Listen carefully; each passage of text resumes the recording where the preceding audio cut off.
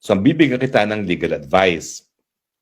Ang ginawa mo naman na pag-anunsyo na ang Marcos Jr. ang nasa taas o mastermind ng pangungurakot pagdating sa flood control funds at saka sa pantaunang budget ng DPWH ay isang bagay na po pwedeng magbigay sa iyo ng karapatan na humingi ng asylum. Unang-una, ang sinabi mo ay isang krimen at ikaw ay isang whistleblower, no? Whistleblower dahil naalalaman mo ang detalye ng ginagawa ni Marcos Jr. at ng kanyang pinsan na si Tambaluslos na pandarambong ng Kabanang Bayan dahil ikaw ay naging chairperson ng Committee on Appropriations.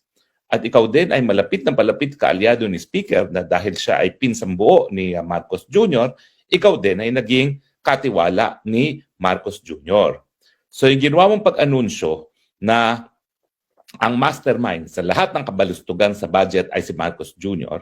ay importanteng testimonya na nagpapakita na tunay na magnanakaw si Marcos at siya talaga ang mastermind ng kabalustugan sa gobyerno. Dahil dyan, ikaw ay tinatawag na whistleblower.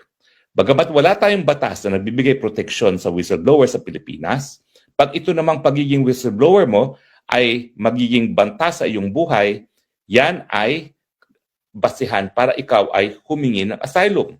Dahil pag ikaw ay pinauwi sa Pilipinas, sigurado ako, napakalaki na pagkakataon na manininoy ka. Papatayin ka na lang dahil ikaw talaga ang kaisa-isahang tao na tumistigo na ang presidente ang siyang nasa ulo. Siya ang mastermind ng kabalustugan pagdating sa pangungurakot ng pondo ng bayan para sa mga infrastructure projects. In fact, ikaw lang ang may personal knowledge na 25 billion o 25% ng 100 billion ang na-deliver mo kay Marcos.